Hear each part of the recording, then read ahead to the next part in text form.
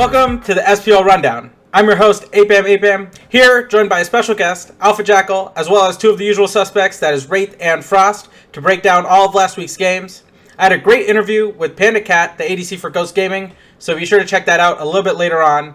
But first, we have the Week 10 games, and we actually had an extra game in Week 10, so let's start with that one, which is the Sanguine versus Radiant set.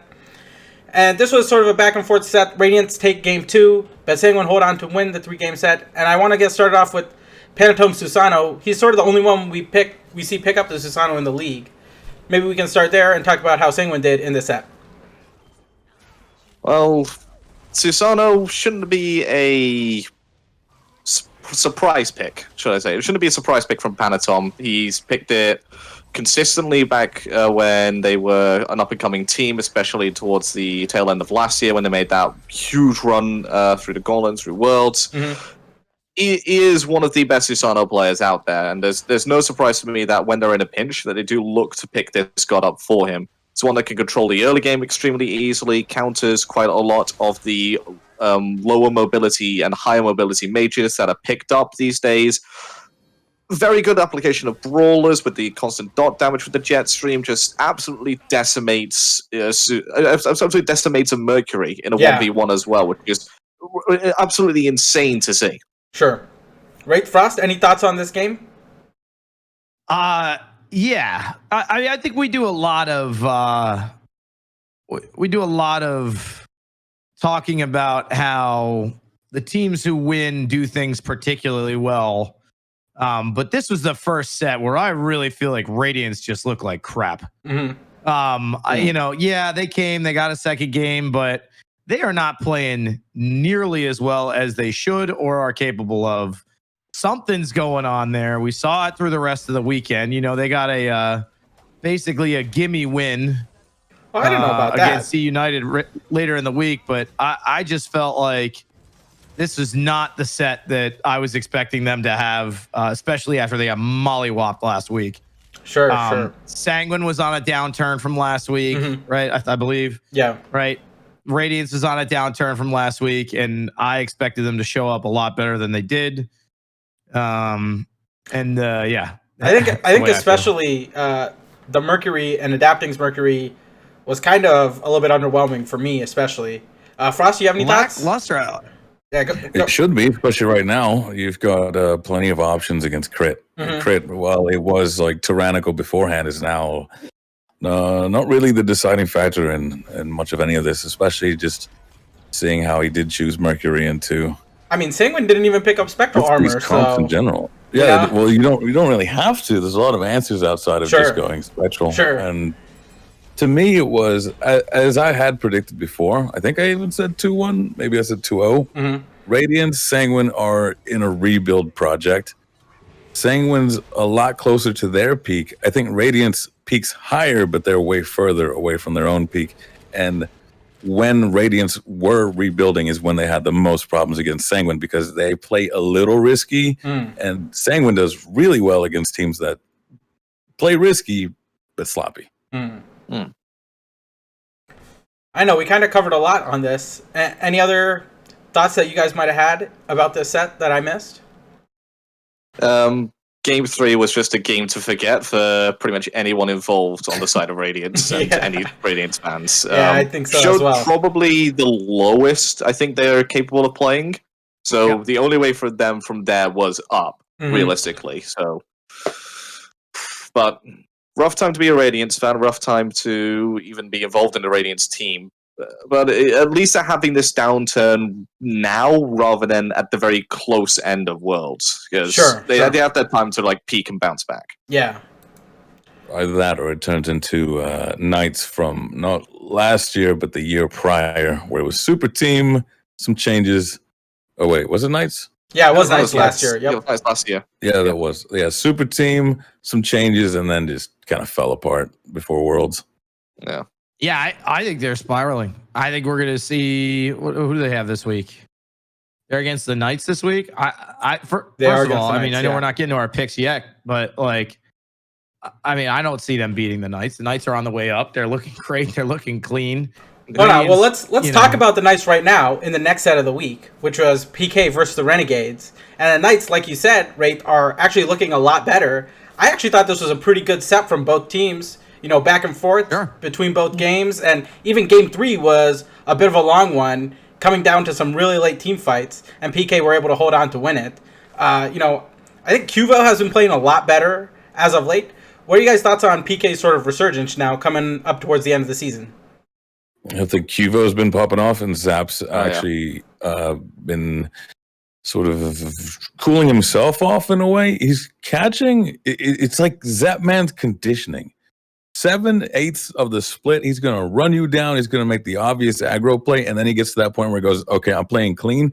And so many teams play with this primed suggestion of, "All right, Zap's about to do something stupid here. Let's get him," and they get ready for it, but it never happens, and they overstep.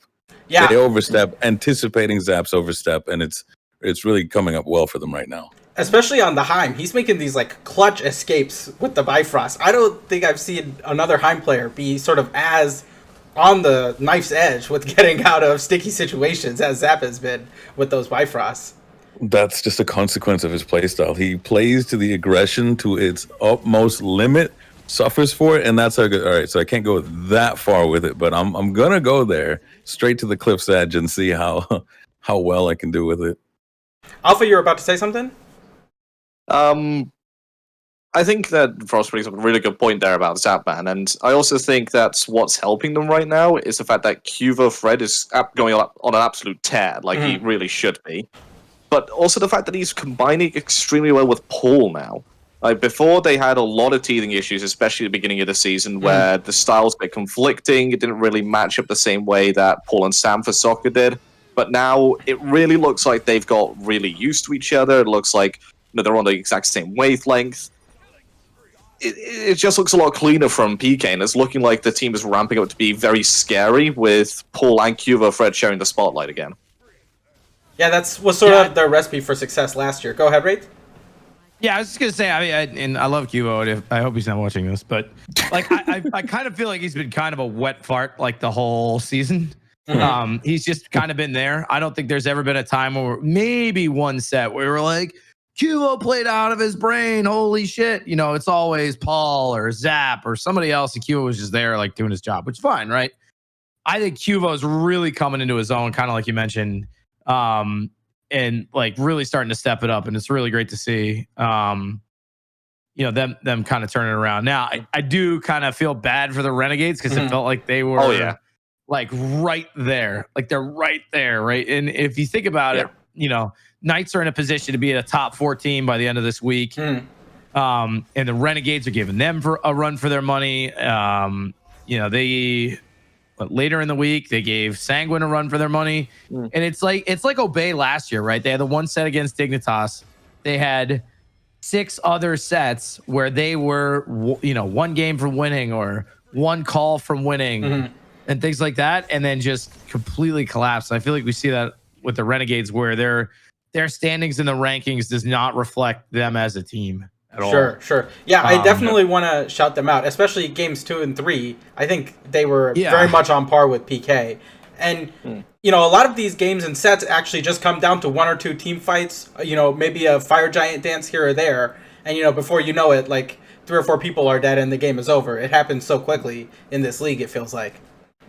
Yeah. This is the sort of team play and the step up that I was expecting from the Renegades when they picked up Variety. I was expecting them to start challenging for that midpoint in the table, and it's come along a bit quicker than I was expecting, but it's in a really good time for them to start making that push for that mid-table to come into that second phase playoffs. Sure, especially because I think top 6 auto-qualify to Worlds, if I'm correct, right? It goes on the point system they had at the beginning of the season. Okay. Yeah, so it's not just the top 6. Okay. All right, moving on to... Well, hold on. Any final thoughts on this set before we move on? Oh, you're definitely going to put the respect on Barra there for getting all the ADC bans on him. Yeah. Over and over and over. That's nice. Just going, you know what, if we take out Barra... But that's always been the history of Barra versus Zap team. It just, if we can deal with Barra, we got the rest of the team because he just is that solid foundation. Sure. Although, I have been saying that Renegades is all trying to figure out their identity. I think maybe they've found it, and now they've moved on to the experimentation phase. Because in hindsight, this game alone, you're thinking, why never ban Persephone against like one of the best Persephones? But then they did the same for the game later against Sanguine. I think they're starting to be comfortable with each other to the point where they can go, all right, we're going to take some losses, but we're going to gain some information. And I want to talk about that later when Awesome Jake does, well, the awesome stuff. Sure. Well, let's move on to the next game this week, which was SSG versus E United. And I think I just have one word written down in my notes for this one, which is clinical. You know, I know Frost hates us using the word clinical, but man, SSG look really, really good. Cherry looked good game 1. Vote looked great in game 2, and you just can't give Nika ABBA. I think he got it in both games this set. I don't know. That seems like a pretty big oversight. You know, I thought United would maybe sort of step up here, but I think we're seeing some growing pains from them. What can United maybe do to sort of play up against these top teams? I don't know about you guys, but the second that the roster changes were announced for E United, I got really excited. I thought that this team would start to, really challenge. And it did. It did start that way, but they've regressed, and it's kind of hard to see the team with this much talent on it, with this star power on it, just falter the way that it's done. To me, it just comes down to the fact that Baskin isn't playing the 100% tried and true solo laners. He's playing these sort of more experimental ones that are sort of easy to put behind, ones that have their set counters that are very well known and very well played, and are even meta picks right now. They're giving Cerberus 2 games in a row. Yeah. Whilst other teams are picking Amaterasu. They're picking Sobek in the solo lane. They're picking all these aggressive early game warriors that transition well into the late game. Osiris even, I think we saw Scary D pick a couple times. Yep. What, they're giving him for mana and Cerberus? Yeah. It doesn't speak that well to me when they're picking those sort of solo laners for what should be the talisman of the team at this point, given the name and the aura that he brings. Sure. And the teams are targeting him, and it's just starting from that lane and creeping into the rest of the map every single game. Frost, you're about to say something? That was pretty much the same sentiment, with the chosen word being tenure. These guys, they have their star power, but they are somewhat babies of the league now, as opposed to the older gents, if you will, of this league. They've known the league for a very long time. They've known each other. Baskin, while as good as he is, I also do feel like they're sort of stunting his potential in a way. I think they've got a little too much weight on his shoulders, to the point where it's even impacting his own picks. And I'd like to see him shine on something a bit more personal, and also to have Gino sort of take the reins, at least early to mid. I think it's just too much pressure right now. Against top teams, solo lane's going to get shut out, and then it's going to creep into the rest of it. You can only do that PvE playstyle so much. I do want to say, I talked to Variety last week about why we've seen maybe a little more Cerberus. And he says that, like, right now, it's kind of easy to pick a god like Cerberus because you don't necessarily have to pick TP as your relic early on in the solo lane. And so that gives you maybe a god that can do a little more teamfight things with Cerberus, or some other things. But, it doesn't really seem to work out for Baskin in this set. And he actually, did look kind of picked on by this team, going 0-3 in game 2 and 1-5 in game 1. Because it's very different from his old playstyle. If you go back and watch old videos, Baskin's always on just 5 miles away from the entire team. He's 2v1ing, 2v3ing people. Or no, 1v2ing, 1v3ing people. This one is sort of like they've given him a pick that is capable of it, but the scenarios that come up, he always has to be with the team. Like, they need to sort of cut the rope and give him his independence back. And for that, you're going to need Hurrywin, you're going to need Gino, somebody else to step up. Sure. Yeah. Wraith, any thoughts on this? You kind of been sitting there? Yeah, I just I'm letting Frost talk mostly. It was kind of a disappointing set. I don't like seeing any team get rolled like that. I think it, I guess, it is the top team versus the bottom team, but I think, like everyone said so far, nobody expected that level of play out of them ever. And I I kind of agree with you guys. You know, you get this new Baskin's coming in, Gino's coming in. We're kicking people out. We're picking people up. They come out of the gates firing, and then they just flop. And that was a hard flop. Yeah. They flopped the whole weekend for that matter. And honestly, like Frost said, I think it has a lot to do with the way that they're playing around Baskin and the things that he's playing. And I don't know, I'd like to see him mix it up, add a little bit more variety into what they're doing, and especially after they just got rid of it. Sure. God. You know, and don't just stick him on Cerberus and tell him to go play in the solo lane. Well, I mean, and we know he can play any god. I think, like, you could tell him to pick Arachne, and he'd be like, yeah, sure, that's the god, let's play it. And it would be, you know, pretty great, I imagine. So it's kind of surprising to see them say, like, oh, we want the Serb. They must really, like, they're prioritizing it, obviously. Yeah, like, this is the man that made Apollo mid look broken when he was playing mid lane. Sure. Like, if he wants to pick something different and the team's not letting him, well, obviously we don't know if that's the case. Right, we don't. Maybe it is Baskin saying, I do want to play Cerberus here, and they're just going, okay, well, pick Cerberus then because it's kind of good. Yeah. But, you know, something does have to change in the team, and for me it comes down to not just the draft, but the play style in the early game.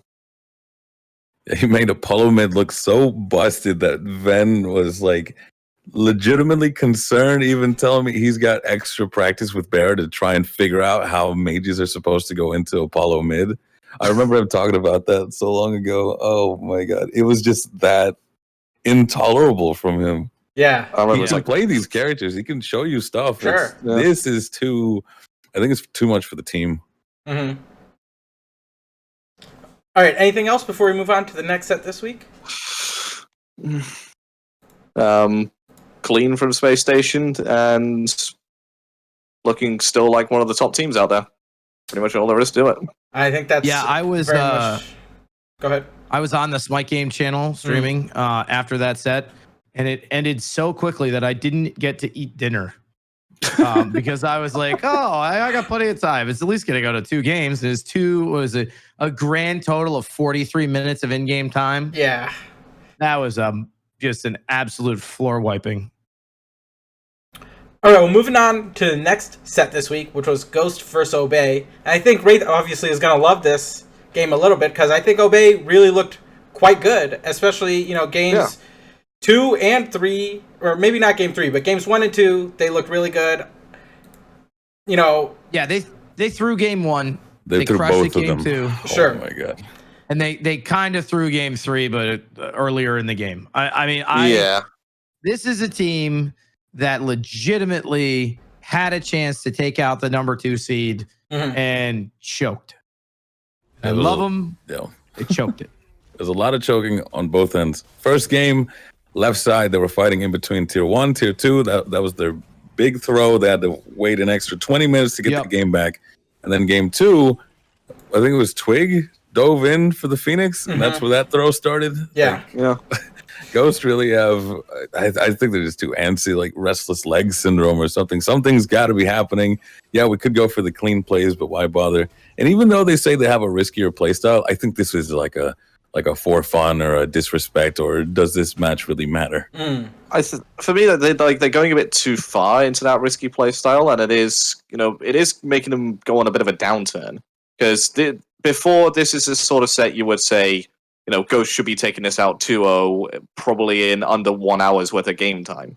But when going into this set, I legitimately thought that Obey could end up taking the set 2-0, 2-1, most likely to 2-1, just because of the fact that Obey had strong performances in the weeks leading up to this, and Ghost consistently find a way to lose a game during the set, no matter what. It's almost like even if they have control over both game 1 and game 2, they will find a way to throw game 2 just to make it interesting for us. Sure. That's always something which would worry somebody who's, you know, a fan of them. Well, somebody that would worry some players, like maybe Twig could get a bit worried, because this is starting to feel like a bit of deja vu. You know, clean throughout the entire season, starts to falter towards the end. I do want to mention, I did ask Panda about the throwing game 2 sort of thing, and go on. He thinks his answer, and I don't want to spoil all of it, but in the shortest of things, he thinks they throw a lot of other games, and we might just be coincidentally looking at the game 2s that they are throwing. So. Oh no, yeah, they throw a lot. I'm just saying, like Yeah. result oriented. They throw consistently, but the results end up being 2-1 because the first one, the throw didn't get punished nearly as much, so they push it even further, and then they get punished, and then the third one's like, all right, we'll clean up. Yeah, I don't know. So knowing that team, I don't know that they play lazy, or maybe they do. I think it's more because knowing those guys, like none of them, especially if they really truly believe they're playing against a team that's not worth their time, none of them want to be in a 3-game set at all. No. Right? Just from a sheer time commitment. Those guys are going to the gym. They've got girlfriends. They've got other shit going on. They've got streams. Nobody wants to spend 4 to 5 hours on a Friday or Saturday wasting their time, especially if they feel like the games aren't worth their time. So I think it's more likely that they try hard in those games to try and end them quick than troll. I think a lot of them look after the fact and say, oh, yeah, no, we were trolling. But I thought Obey looked good. I agree. They genuinely look good. Especially game 2. Wow, we popped off game 2, 11-1 on the Rama. Wowie was insane. Yep. Right? But I don't think I think you talk to the players and they'll downplay and they're like, yeah, we were just trolling, or we thought we'd beat them pretty easy or anything like that. And I don't know. After watching that game, I thought that was Obey playing well and then choking. I mean, regardless of if they were throwing or not, Obey legitimately looked like a threat to Ghost, which is very positive news for them, given where they were at the beginning of the season, or even the beginning of the split. Yeah, definitely. So this is a really, really strong showing from Obey, even though they don't get the result. And other teams should take note of this and come up with strategies to legitimately deal with them, and more often than not, Wowie specifically. But the rest of the team does have the potential to pop off as well. Anything else? Go ahead, Frost.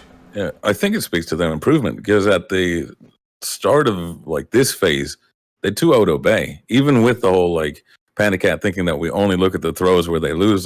You could really tell when they overstep that Obey wasn't in a position to, like you all said, actually take a win from them or be threatening. Now it's sort of, you overstep, I'm going to bite back. Not enough to take a 2-0 or a 2-1 in their favor, but at this point they are capable of taking games off of it, or at least capitalizing on it. Sometimes they just look so disorganized, but now it is, hey, we've got a chance to breathe. Let's do something with it. Sure. Do you think maybe some of that is it's sort of getting to crunch time? Everyone's putting all their chips on the table a little bit. I think it's bottom teams kick up really hard near the end of a phase, whereas the top teams, it's not that they get lazy or anything, but information is more valuable than placings. Sure. Yeah. Sure. Yeah. I mean, look at SK last year, right? They were a to-be relegated team. They were one of the bottom 4. Yeah. Right. And they won Worlds. I think the standings money is good, right? It's not like you're playing for nothing during the season, but ultimately, I think the most exciting part of all of this is that I truly believe going into the Worlds tournament, as it stands right now, that any one of the 8 teams are absolutely capable of winning at any point in time against everyone else. Against everyone? I think I don't really give United much of a chance with their play right now, but they can improve. I think if United don't face off against SSG or Ghost in the finals or in the tourney, they actually stand a chance. I think they could all have a chance of getting to finals. It also just depends on who they face getting there and who else everyone else faces. I mean, they came out of the gate when they picked up Baskin and they slapped Sanguine and Obey, and then who else did they clap? Radiance. I think they. No, they didn't play Radiance. Renegades. Yeah, but that was when Radiance were on the lowest of the low during that downward spiral. No, I don't think they played Radiance because they played Radiance this week. Oh, did they? Yeah, they did. Radiance United. That's the next game. What you know? Good transition. Let's talk about Radiance versus United. Maybe it's 7, but I mean that's a whole lot more than we would have thought at this time last year. Oh yeah, right? definitely. We would have been oh yeah, there's 3 teams that one of them's going to win it. Sure, Rival's going to win it, and that was just it, right? So that's at least encouraging for the type of play that we're going to see in the tournament. And I think that's all that really matters at the end of the day, right? There is legitimately no one team that I've got as a favorite to win Worlds right now. And in previous seasons, there's always been a one team that I've gone, yeah, they're the favorite. Yeah. Especially because it's best of five, SSG's looking pretty good, but every team's been dropping games to pretty much every team. It's a competitive league again. It is competitive. You think there's some sandbagging going on? No, I don't. You're asking the wrong person if that's towards me. I don't think potential. I think some teams are getting to the point where they're confident enough in their ability to play the game and how many points they can accrue that they may be just holding on to a couple of strats. But they're still going to try and win the sets that they have in front of them.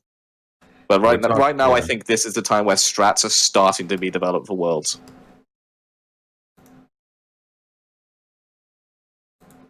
Sounds good. I expect the Radiance bounce back with the Make Ares Great Again patch. Oh, God. I did not hear that. What is the Make Ares Great Again patch? They just put HP 5 on his too. Like a whole bunch of it though. They also decided on a super secret buff. They also decided on a super secret buff that will be coming in the World's patch where he can fire his chain infinitely if you keep hitting them. That'll be good. Yeah. Just another keep him on a leash the whole way. Oh, we were supposed to say that. Oh no. Oh no. All right, let's talk about Radiance versus E United now. Finally, here Radiance get the win after the bye week. I think this is the first set win they've got after the bye week. And we sort of see a new strat for them, which is this Awilix jungle Guan Yu support. What are your guys' initial thoughts on Radiance versus E United? Frost, you want to start us off here? I just remembered. Benji's been fragging on this Wukong. Sure. Like, tell me more about this Wukong. It's a vampire Wukong, too. Yeah. I mean, I was saying months ago that Wukong was a massive sleeper pick in the solo lane just because of the amount of damage and poke potential he could do, and the fact that in late game team fights he is one of the most difficult solo laners to deal with, and it feels good to finally be vindicated on it this far into the future. I was saying this even after the patch, even after the mid-season patch. I was saying he's even stronger afterwards. You don't necessarily even need to build this vampire build that we have been seeing on the Wukong, but it just helps him bully out and lane even more because he doesn't have great form of natural sustain, has to use his ultimate for it. But long story short, his Master's Will is one of the most surprisingly hard-hitting abilities in the game, and you just don't see the damage coming until it hits you. Sure. I'm looking at this build, and this looks like a juggler build from like a season ago. Am I wrong in that? The Seb Wukong build?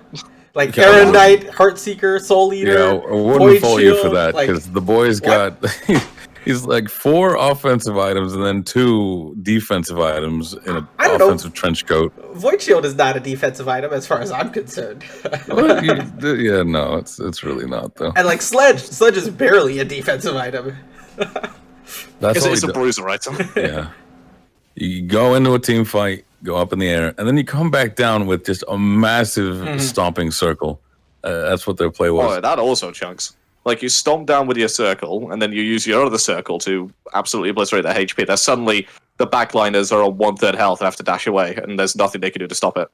Yeah, you go up into the air, you're at like a 1/4 HP, you land on 4 people, the lifesteal, you wait, you get a little bit of health while you're in the air, you land on 4 people, the lifesteal from the Soul Eater heals you up halfway, and then you 2 and then cudgel as many people as you can in your full health again. Well, and you have that Erendite proc too, so you have increased movement speed, right? So I don't know. And then you just get away from every situation possible. It's insane how good Wukong is right now, and other teams will start to be picking this pick up because you can't have one person running the league on one pick. Sure. Every team will start to copy it. Yeah. I do want to go ahead, Frost. You need like a Nox. You'd need like someone to start picking up a Nox or something. Hey, I think that's the Ducky special, right? Honestly, it might come to the point where you could potentially see it, but you can't put it in solo lane because it just gets out-bullied, out-farmed, and you lose all pressure on that side of the map. You can't really put it in mid because the second you use your 2, you don't really have the capability to team fight as well as other mid lane mages. It has to be a Dardes special if not support, if you're going to go for it. Well, Ducky solo. Ducky solo. Let's go, baby. Speaking of support, I do want to mention Guan Yu support, which I think is fairly strange. I mean, we have seen it in the past, and if we were going to see it this year, it was going to be Aurora, I think, who probably played it. But what does Guan Yu sort of bring to the support role, and why are we seeing Aurora pick it up right now? What's the whole composition with the meta? It's dive. Oh yeah, these lads are just diving on each other. You got, as we said, the Wukong coming in, pressing all of his circles, but then Guan needs somebody to be with him for the heal. To cool down on the heal, he gets to dash through the enemy, he gets to heal again, keeps doing that again. You get like 2 horses in one team fight. Yeah. And also what he does bring in that late game was that dive and, the ability to join the Wukong. But in the early game, he brings protection shred, so the support legitimately doesn't feel like as what he feels like a regular squishy jungler, as it really shouldn't be. And then he also gets to the protections himself, so he is really difficult to deal with when he's tallow assaulting. Meaning that you go into those mid 3v3s with a Guan Yu on your team, you get some form of CC on him to begin with, like a knock-up from Adapting or Whirlpool from Poseidon. All of a sudden, the protections get shredded and they just die instantly because of the high damaging ability that is Feather Step. Yeah. That sort of segues perfectly into Adapting picking a Willix. This is... Are you alright? You alright there, Rayton? Sneezing. Woo. Sneezing. Ooh, allergies. Okay. Ugh. Woo. Cocaine's a hell of a drug. Sort of leads perfectly into a Willix. I don't know if we sort of thought we would see Adapting pick a Willix. Again, after seeing... I think we saw it once in the earlier set this week, but I certainly didn't expect him to sort of come back to it. We've seen Sam pick it a lot, especially just because he loves the steroid on the ult. Is that sort of why Adapting is picking it? I know Frosty had a video on the tank of Willix today. What is a Willix doing? Why are we seeing a Willix come back? That no jumps there. I think this is Adapting just trying to make sure that he has one in his pool in case he has to take it from Sam. Okay, yeah, I can see that. Just like a practice? In a way, yeah. I think, I don't know. On the one hand, I agree with that, but I mean, in the time I've been watching Adapting play, he's played a lot of the Willix. I think we're still seeing him just kind of lean into his comfort picks, right? He has done that all season long. It's been Daji, Thor, a Willix, Mercury, I guess, and Merc. Yeah, right. The ones that pop into my head, right? Like I don't see him playing Tsukiyomi or Erlang or anything like that. It's the same Adapting picks that we've seen since season 3, in my opinion. And I just feel like we just saw another one. Sure. I mean, frankly, right? I'd love to think there's some big brain strat behind it, but I really just think it's put Adapting on a comfort god so he can play well. Yeah, I mean, if we're going to go back to him picking what he has as comfort picks, I want to see him pick Raven again. Raven is in a good state right now, especially with the jungle builds really we have. And that is a classic Adapting pick. He was the scariest Raven on the planet when Raven was first turned into an assassin and first played into the jungle. Sure. Just given that pick again, and join the dive as well with Benji and Aurora. Have Cyclone take Ram and just say, right, you're on your own, big man. Have fun. Anything else about this set that I missed? Go ahead, Wraith. I mean, just in general, I think Robin's criminally underpicked right now. Yeah, he is. Good. He gets banned quite a bit against Adapting specifically, although his last time using it didn't go too well. You build 2 tank items on him, and you W key at everyone. You get 30% mitigations in your ult. Everybody blows all their abilities on you, and you still get to walk in the back line for free. Like, the god is insane. And I'm really shocked that there's not more play. I just hate his level 2. He walks in, claps you with the 1. It's got like an 8-second cooldown. Roots you. No, I know. It's disgusting. Roots you, hits you twice, hits you with 1 again. I think the craziest part about Robin is how much he counters a lot of the meta shit out there. Like, oh yeah. I mean, all the meta ADCs, right? He absolutely annihilates Cupid. He destroys Persephone. Like, she has no opportunity to counterplay him. His leap is the same distance as her leap. He does 1 billion damage. He could 2 out of all of her, either all out of her damage or her ult or whatever, right? I mean, he literally just W keys at her. You put an on-style on him, and he just crushes her. Yeah. And I'm surprised it's not picked up more as a deterrent from some of the meta stuff. Then he annihilates Cupid, right? Unfortunately, yeah. And he works well with So- Rama, too, to dive, right? Like, you get a Raven Yeah. ult and 3 Rama snipes. That's a dead carry most of Yep. the time. Yep. All the time. Unless the A goes at the perfect time. Yeah. I suppose the thing that's lacking, and the thing that's also being sort of showcased here with this game and the last one, it looks like Adapting's back on map pressure characters. Merc gets around the map quite easily. Wheelish Yeah. gets around really well. Rav doesn't. He's a super fighting based character as far as mobility goes. Like, are you really going to use your 2 to get around the map as often as you say, like a Mercury or a Wheelish? Wheelish has amazing map pressure. Yeah. Any final thoughts on this set before we move on? Yeah, I think I'd solidify that last thought too. Sure. Adapting in team fights felt like even if he wasn't playing poorly, he was getting the short end. Either him or Aurora, because routinely both of those are the ones that get behind. I think like they just suffer a little too much in team fights, and now they're going, Aurora, you go for the team fights, Adapting, go farm. All right, so moving on to SSG versus PK, and I guess this is sort of the upset alert of the week, with PK taking the set over SSG, sort of not supplanting, but at least, knocking off a little bit the top seed in the league. And we talked about maybe a Wheelix being a comfort pick for Adapting. Well, Cuvo certainly has taken a comfort pick with the Camazotz, and he's sort of the only jungler we see playing the Camazotz, and it was sort of the Cuvo carry show on Camazotz this whole set. Let's start with Cuvo. Cuvo's really stepping up, especially in this set, I think. And PK are really looking good. What are you guys' initial thoughts on PK versus SSG?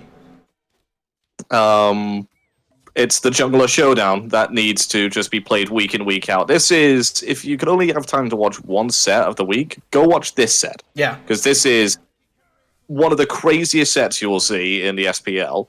And the games are fast-paced, good action throughout, not really stompy in any way, shape, or form. Maybe game 3 a bit too one-sided compared to the rest of the set, even though that game does go on the longest out of the 3. But you just see the raw talent that the junglers have, and just highlights the meta perfectly right now, which is if your jungler gets ahead, if your jungler has the momentum, your team has a fantastic chance of winning the game. And a lot of teams are struggling to find ways to play around their junglers to this sort of case. PK and SSG are probably the 2 biggest ones alongside Ghost to have figured it out for their teams, which is why we do see them winning more consistently than the other teams. That was my favorite set of the weekend. Yeah. Yeah. One, because I love watching the Knights win. Go Knights. 2, because I really like when you get these like standings shakeups, right? The upsets. And it was just like really fun to watch clean smite, right? Like that's like the good stuff. I really enjoyed it. And I mean, we talked about it earlier, but Cuvo's firing on all cylinders.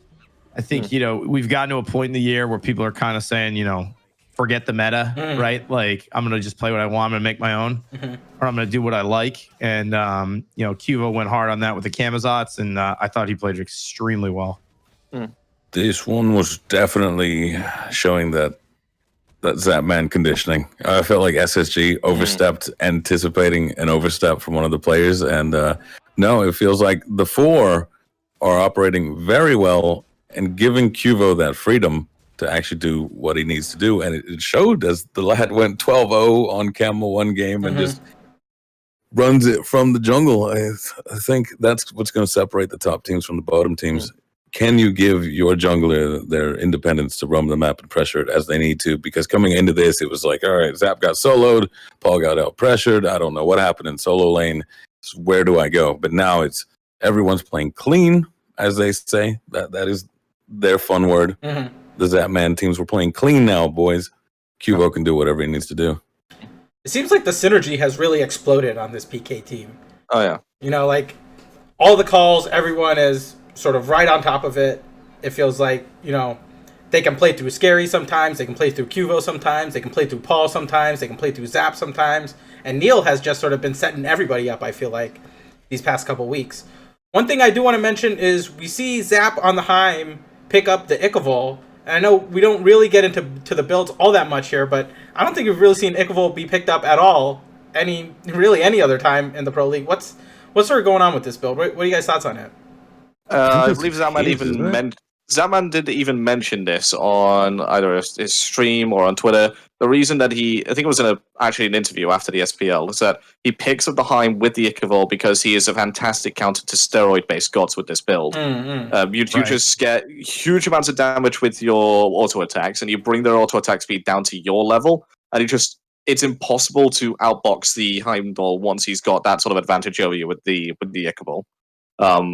Even into like the Freya though? I mean, because like, is Freya considered a steroid god? I wouldn't consider her that. She's nothing but steroids. I guess she is a steroid-based god. 1 god. and 2. But she's in a different league to steroid-based gods. Yeah. If you bring her down to 1.0 attack speed, like Freya's not scary at all. Yeah. And that's exactly what it is. Just get loads of anti-attack, because she can't build like the full 2.5 attack speed like all the other hunters can and go over that, so that anti-attack speed does nothing to you. She only gets like a certain amount. You can bring that down with your Ikavol. You can get, maybe even a Witchblade. You can ask your team to pick up some other things that will slow them down. And all of a sudden, the Freya is nullified. Yeah. She has to be. Yeah. The only scary part about her would be her ultimate, which still swings like you're being hit by, steamrollers from the sky. Shout out to JoJo's reference. And you're just dead still. But Freya got out pressured. Freya got completely neutered by the Soundball pick. Yeah, and I know we saw Vote do really well earlier on in the week, but man, really did not look great against Zap. He went 0-5, I think, in Game 3 versus the Heimdall, and Zap went 4-1. So, pretty big ADC diff, as we like to say, right? He kept overcommitting and trying to trade Zap out, because that's sort of the thing. Zap doesn't back down from fights. That's the meme about him. But when he's playing like this, he goes into full survivor mode. You do not see anyone running with their tail between their legs like he does, and he's very good at it. He's actually insanely good with surviving on his characters. It's just he chooses to be more aggressive and always fight you. Sure. But, Vote just kind of sticks around expecting it's going to be a man brawl. We're both going to die. No, it's just you. Yeah. Yep. Anything else about this set before we move on to the last set of the week? Go watch it. Yeah, go watch it. I'm a bit concerned because we are seeing their synergy showcased here. And it's very similar to their synergy last year. Last year, that sort of came by surprise. They took Worlds with it. Now, there's more time for other teams to sort of figure it out, see where this is going to go. I think last time, their Dark Horse run just came as a bit of a surprise out of nowhere. And this time around, it is out in the open. Let's see what team picks up on it. I wonder if they're going to change any strats or if they're just going to keep on playing this way the whole time. All right, then. Last game set of this week was Sanguine versus the Renegades. And I guess we call this a reverse sweep, since Renegades won Game 1 and Sanguine won the last two. And really, I think Panatom was sort of the deciding factor and the big force pushing Sanguine towards victory here. I know we already talked about him once, but it seems like it's a shame to not talk about him again, especially after going like 5-1 on Hebo and 7-2 on Erlang Shen. What are you guys' thoughts about Sanguine versus the Renegades? I think for me, this is highlighting one of the only weaknesses that Renegades still have, and that is their ability, or I wouldn't say lack thereof, but it certainly takes them a lot longer than other teams to adapt mid-set. And you have a look at their drafts in Game 1, 2, and 3. They're all very similar. Sure, yeah. I think 1 and 2 were the same. Pretty much the exact. In fact, it was the exact same. Yeah, I get that. You won with it in Game 1, so obviously it works. So you don't really need to fix it.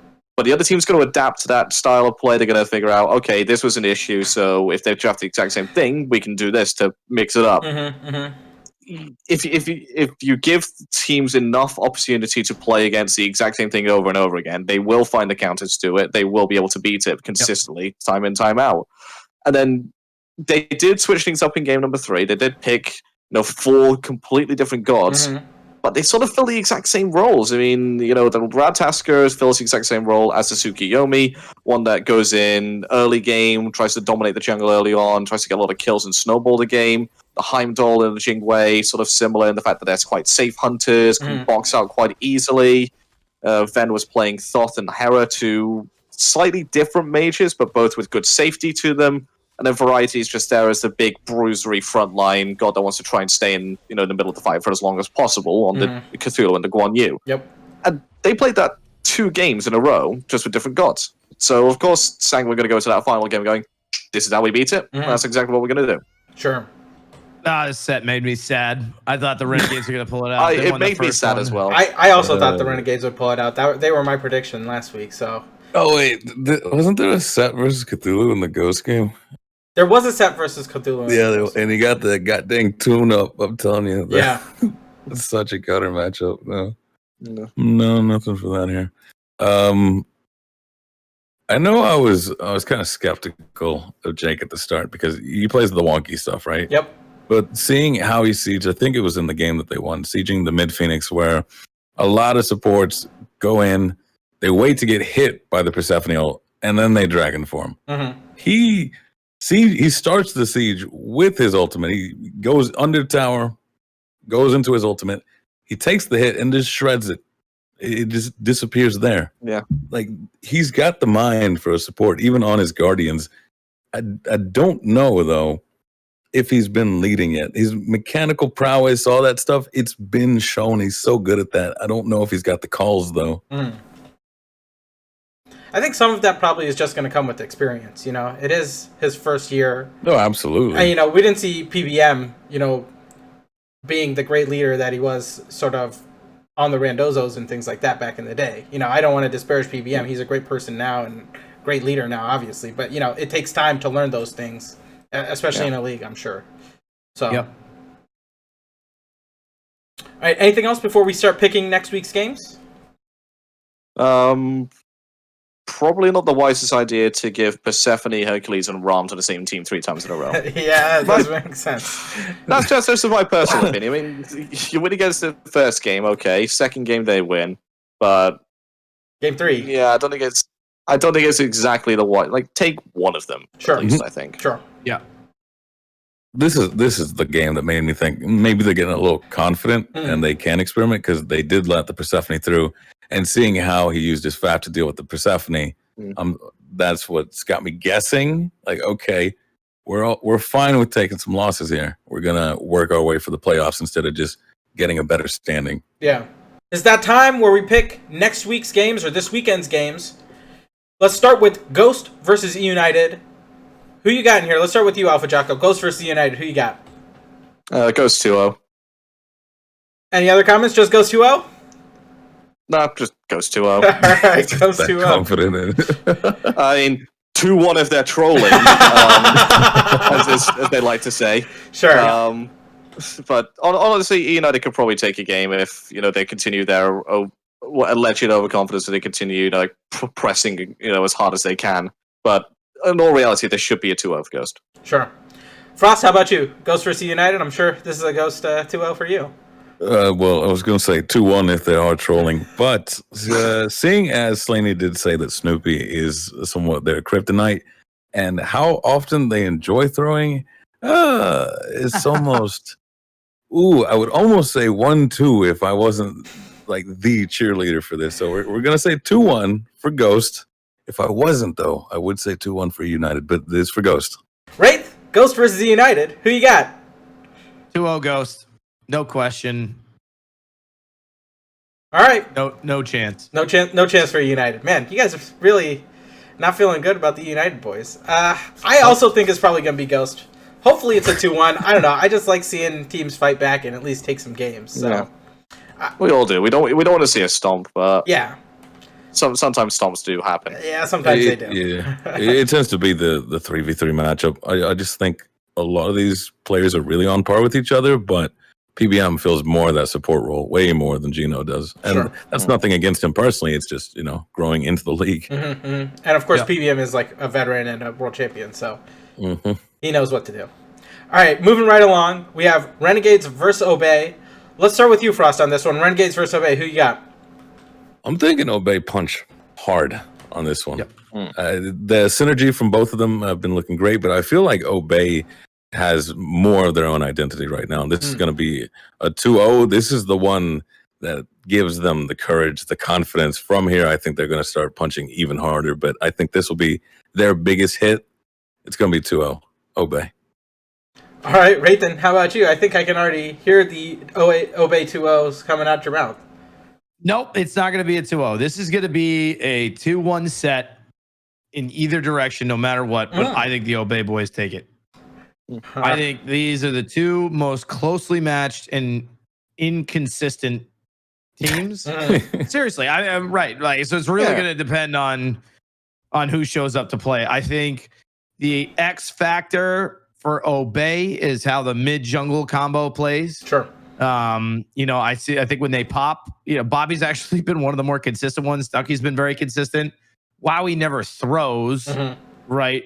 But, Wowie sometimes pops off. But really, like, when they win and win hard, it has to do with whether or not Wolfie and Sino are on the same page and on picks that they like. So I think that's going to be the X factor for them. I think for the Renegades, it's going to be whether or not Lazar shows up to play. If Lazar has a good game, the team has a good game. If Lazar doesn't have a good game, the Renegades lose. Sure. That's simple. All right, AJ, Renegades versus Obey. Who you got? I would say I'm probably on the exact same page as Raythan is here. I think Obey take this 2-1. If Renegades do win it, it will be a 2-1 as well. Incredibly close set. This is probably the set to watch of the week, in my opinion. And definitely gives us an indication about which team will be challenging for the mid portion of the table and which team just has that little bit more to work on going into that final portion of the season. Okay, so Obey 2-1 for you? Obey 2-1. Yeah, I'm conflicted. I think this is a very close one as well. Man, I love the Renegades, boys, so I think I'll give it to them 2-1. Like you guys said, it is probably the set to watch. The next game we're picking is Sanguine versus SSG. I think I got to start with you here, Raythan. Sanguine versus SSG, who do you think is going to win? I think SSG take it 2-1. I think Sanguine put up a good fight, but I think SSG takes it. All right. Rate's got SSG. Let's go to you, AJ. Who you got in this one? Ooh. For me, it comes down to who's got the better influence in the game. Is it going to be Panatom or is it going to be Cherio? Whichever one of those comes out on form this week is going to be the one that helps propel their team to victory. Given the evidence, I think I'm going to have to go with SSG 2-1, but I wouldn't be surprised if Sanguine do take the set. Sure. All right, Frost, wrap it up for us. Sanguine versus SSG, who you got? 2-0. Space Station, just because they are Sanguine Prime. Sanguine Prime's got to be Sanguine, right? Every time. Yeah, I think, especially after coming off the loss versus PK, it would be especially detrimental to SSG if they were to lose again to Sanguine. So I think they're going to sort of come out strong here. I think this is the only game set they have to play this week. So they'll probably have a lot of time to focus on these picks and bans and this set in particular. And I think SSG will take it 2-0. The next set of Week 11 is Radiance versus PK. I think this set is pretty important. We're really going to see if PK are for real, especially with Radiance coming back with that win versus United. I think we're back to you here, Frost. Who you got? Radiance versus PK. See here. Radiance been looking kind of sloppy. Knight's been looking super clean. But see here. Oof. I'm thinking this will be 2-0 Radiance. I think this is their comfort matchup. Simply put, they also first ban Hell every time. And Paul's been popping off on it. So I think this is 2-0 Radiance while struggling. This will be a sort of reminder of, we have this team at least. So sure. 2-0 Radiance. 2-0 Radiance for Frost. AJ, how about you? Radiance versus PK. I think PK are going to take this 2-1. I think Radiance come out a bit slow in this set. PK take the first game. Radiance figure something out. They come out with another pick for adapting that's a blast from the past, maybe even the Raven, and they take the second game, and then PK just go, right, this is something you forgot to ban, and now we're going to punish you for it. Sure. Right, how about you? Radiance versus PK. PK 2-0. PK 2-0. Ooh. Yep. I think Radiance have been looking like crap, like I said. And I probably won't, unless I see just a crazy change from them against top teams. I don't think I'm going to change my mind about where I think they are relative to everybody else. Sure, they crapped on the team last week that got 2-0'd in 40 minutes. Was probably having a pretty bad weekend, right? And that was their comeback game. I don't think it is indicative of whether or not they've bounced back or not at all. Sure. As the resident PK fanboy on the show, I gotta pick PK 2-0, especially after a great week last week, winning both of those sets. So PK 2-0 from me. Let's move on to Ghost versus Renegades. I think, Wraith, you're up on this one. Ghost versus Renegades. Who you got? This one hurts because my heart is telling me to vote for Laz and the boys. But my brain is telling me that I need viewer points before the end of the season. I feel that. No, I think Ghost takes this. I actually think this might be a good set. It might go 2-1 here. I think the Renegades have been looking better. I don't think they've been looking great. But again, Ghosts were extremely close to losing to Obey last week, and I think that the Renegades are on par with Obey as a team. So I think it'll go 2-1. I think Ghosts will take it, but I would like to see a good showing from the Renegades. Sure. That's also the day that I'm streaming, so if they get 2-0'd, I'm not too worried about it because I get more time after Smite games. So, If you at home need viewer points, yeah, watch Wraith. I got a 25-minute stream after the Friday games. I was scheduled for 3 hours. Oof. Well, yeah, because they ended at like what 8:30. Yeah. Yep. It's like, let's do one assault game. That was about that chat. I ran a giveaway and then I was like, all right, see you guys do a jungle practice. later. All right, AJ, who you got in this one? Ghost versus Renegades. All right, this is going to be my surprise upset of the week. I think Renegades take it 2-1. Ooh, that's some spice. Ooh. Yeah, spice. I think this is going to be the final set where we see Ghost really push it as hard as they can, and they get ultimately punished and lose the set for it. And then from there on in, it's no more trolling from them. Sure. All right, wrap it up here, Frost. Ghost versus Renegades. Who you got?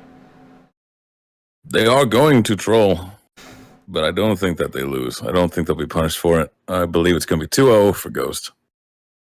Yeah, I sort of feel the same way about this. I think Ghost are just, trying to... I think Slaney said that basically from their win at Phase 1 playoffs and their positioning points from Phase 1, they're almost guaranteed to get it into Worlds. So I think at this point, Yeah, they are. it's just about, making sure everyone on the team is happy and keeping the morale high. And, the best way to do that is to get set wins. So I think Ghost will 2-0 this. All right, last game of Week 11 is PK versus United. AJ, I think we'll start with you on this one. PK versus United. Who you got? It's a very difficult PK win. No, PK win 2-0. Not much more to say. I think E United might start to build up a tiny bit of a head of steam, but it's not going to be enough for them to take any form of game against PK, who are just on an absolute tear right now. Sure. Frost, how about you? PK versus United. I'd have to say that these teams are also kind of similar in a way in the same manner that I say Space Station is Sanguine Prime. Feels like Knights is E United, but actually figured it out and tenured. This is probably going to be a clean 2-0 from them. From Knights? Yep, 2-0 Knights. Sure.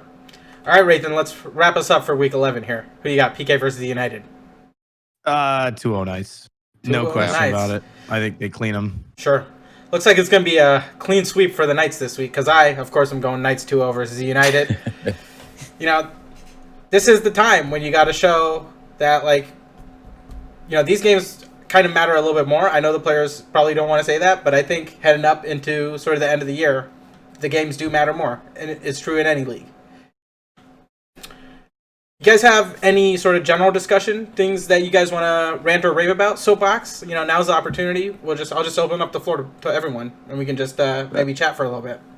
Well, I was just going to say, since we only have 4 weeks left, we should take into account if this team wins, how does that affect everybody's standings? Sure. To sort of try and predict it. I'm not going to say that people are going to sandbag to try and like help their friends out or anything, but maybe this win means a little more to this team than this loss, and et cetera, as it goes. Yeah. So like that extra drive of like who's really pushing it and who could kind of coast here. Yeah, and I'm sure there are probably going to be some people who could play maybe spoiler, maybe not to that extent, but you know, there is some opportunity for that, especially I think in these last couple weeks. I mean, there's also potential for teams to maybe like I don't like the term sandbag or even like throw. Maybe teams make a purposeful dip in performance just to try and get a quote favorable matchup for themselves towards the end and the beginning of also a favorable run at Worlds. I don't want to see any of that. I want to see like all teams like playing as best as they can, because ultimately, if you want to win Worlds, you have to beat the best teams there. Sure. You have to go through like all your brackets and like win every single match. So yeah, I think that some mind games and some prep is going to come into things about where they kind of want to finish and who they want to face, like their ideal bracket. Sure. Yeah, because like if SSG lose every game from here until the end, they're still fine. Yeah. The only thing that changes is their seeding. Yeah, their seeding, their bracket. You know, it could even affect whether they get first pick in game 1 or not. Do you think? That could be a big thing going into like a best of 5 set, is whether you get the choice in game 1 or not. That can actually determine a set at times. If you get the choice in game 1, do you get the choice in game 5, basically, or does that depend on who wins? No. So you get whichever team is highest seed get the choice in game 1. Yeah. And then from there on out, it's whichever team loses gets the choice. Sure. Okay. Yeah. That's interesting. So you're gonna say something, AlphaJackal. What? Yeah. Go ahead. So a couple of days ago, we managed to get a rework of a very controversial god, Loki. Sure. Yeah. It's not even reworked. I just want to ask your guys' thoughts. Do you think we're going to actually see Loki picked up in competitive play now that he's got this rework? Whether it be right away or some buffs along the way. Is he banned in comp right now? Like SPL? He's banned in comp right now. Yes, he's banned in ranked in comp for this patch. So it won't be this patch that we see him, but there could be a potential where teams start to play him in scrims towards the end of the patch, and he could receive a bit of love on some of his damage numbers. He could receive some nerf in some other way, but to be honest, I think there's potential to see him picked as a sleeper pick for the jungle coming towards the beginning of the Worlds run. Yeah, I mean, I think his new 2 is one of the most broken abilities in the entire game, and I don't use that. I don't use that word lightly. Just from like a Phoenix Siege area denial, like objective deterrent. If somebody's doing Gold Fury and you drop that on top of them, they leash it no matter what. Yeah. They don't care who else is in the area, what other teammates you have. If you drop that on them, they're gone. Nobody goes for the confirm. Doesn't matter. They leave the Fire Giant pit. And wait, does it cripple same thing you? With Phoenix is like just not being able to see. No, it doesn't cripple you. It blinds his ult will so his two blinds you if you take 4 ticks. His ult will cripple you to begin with, and then stun you on the second hit. And the 2's on an insanely short cooldown if you build it is. Yeah. So you just, I mean, literally, you'd throw it out, they would back up to let it, kind of blonde, and then you throw it right back on top of them again the next time they try to push it. I'm really excited. I play around with it on a PTS. It is so hard to siege into. Yeah. I'm really excited to see if teams look to maybe try and pick Athena Loki combos just to get like massive blinds on everyone. Jesus. I think it could work, but like Athena's not really strong right now. She's not part of the meta gods because her engage is no damage whatsoever. He's kind of like a worse Daji right now, though. That's the only problem. Yeah. He's got better early game than the Daji, I think. Is that true? At least in my opinion, I think especially if they do end up giving him a bit of love with the damage on his 3, he will have the better early game over the Daji. Well, they already did. They gave him love on his 3. They gave him knock-up immunity, a bit more base damage on his 3. Yeah. The problem with the 3 is just that, like, by the time you full combo somebody, right, where you ult in, you stun, or you throw your 2, you ult in, you stun them, you get a couple autos off, right? Like you're better off using the 3 auto attack cancel for 600 damage auto to confirm your kill. Honestly, yeah. than you are actually using the ability itself. Like it feels super underwhelming to use. Wait, you can. Those are my thoughts. You can auto cancel the 3 like before you do the ability damage. Oh yeah. So yeah, you auto use the ability, cancel it, and then auto it again, just for like fire autos. Just for the Hydra's proc. I mean, if you wait, so it doesn't do all the damage power. of the ability? It quick cancels the ability or something? Yeah. Yeah, okay. You just get you just get the first hit and then you auto attack again. Yeah, it's like Daji's too. You can right click and you'll swipe once, but then you get the Hydra's auto afterwards, which does does more than the ability itself. Sure. Yeah. Like if you need to burn somebody quickly, you use that. I'm not sure who would play. That's the question. Will it be played? I think so, because there's only been 3 characters not played: Old Loki, Apollo, and one other one. Scotty and Alpwash. Those are the 4 characters that have been played. Exactly. So they're not shy about playing characters, but also whose playstyle would it fit? Do we have our junglers? I don't see it being a Sam character. No, I don't really see it being a Cuvo character either. Decent team fight, good at the 1v1s. Quite heavy gank. It could be a last type. I'm thinking because he does fight with the team. He plays around with his team, and more often than not, they all siege and anti-siege together. I'm honestly terrified if Banaton picks it up and becomes decent with it. All right. Is it good at 1v1s? Not really. Yeah, because that's the only thing that makes me wonder. You can't 1v1 any Banaton. hunters with it. That one hunter auto heals the entire damage of the 3. So while you're using it and they're chewing you apart, they're getting back to full health off of your health pool. Yeah, but you just use it for the lockup immunity in that case if you're facing something like an On-Her or a Huyi. Alright, if you guys don't have anything else, I want to change the server real quick because it looks kind of grainy here. It's on US East, though. I don't know if we're going to get any better than that. Maybe if I change to EU, is that going to fuck everything up? Oh, God. That looks better. Maybe not. Is that better? No. For me, Ray is still quite grainy. It just always looks that way. Rato's absolutely do not. Rato's looking Come here, beautiful. honey, take a blurry picture of Bigfoot. I think it's AJ's internet because he's the only one who's grainy for me. Pam, you look gorgeous. Well, you are grainy for me, Wraith. So I don't know. Maybe let's switch back to US East. Oh, there we go. He's not grainy for me anymore. Okay. Yeah, it's been looking fine, All right. I think it was just at the end there. It looked fine at the beginning, but as we got towards the end, I think it might have messed up. Any other things you guys want to talk about? We talked about Loki and sort of teams maybe not sandbagging, but just being selective with how they are playing sets. Being concerned with their overall placements, because it also comes down to it is a team play. Maybe 4 of your teammates all want to win, but one of you just kind of is like, yeah, we don't have to. Like you could also teams will want to try and get the matchup that they're most winningest in. Yeah. So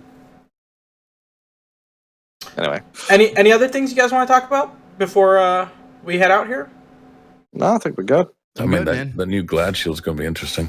Well, what's the new Glad Shield? Where did they change the Glad Shield? They basically did they made it so that if you're under 50% health, your abilities do bonus damage based on your protections. Yeah. Wait, they do bonus damage based on your protections? Yes. Yeah. Yes, Wait, indeed. was it changed? It used to be your power? Or... Because I thought it was bonus damage anyway before. No, they changed flat it just bonus now. damage, but now there's more bonus damage based on your procs. Oh, it's flat plus bonus damage? Yeah. Interesting. I think so. Okay. So it's what it is. Yeah, it used to be like before they nerfed it in PTS, it was 30% of your so procs. Like if you so if you had a spammy warrior like Sun Wukong who built that item, you would just kill people. Okay. Thanks for watching the SPL Rundown. Be sure to catch us every week on Smite Game at 3 p.m. Eastern on Thursdays. And for extended cuts, be sure to check out our YouTube page, which is APAM Productions on YouTube. Finally, if you have any suggestions for future guests or future pro interviews, be sure to DM me on Twitter at APAM2 or at APAM Productions. And if you want to see extended cuts of my discussion with these analysts or my interviews with pro players, please be sure to subscribe to our YouTube channel, APAM Productions on YouTube. Thanks a lot for watching, and see you guys next week.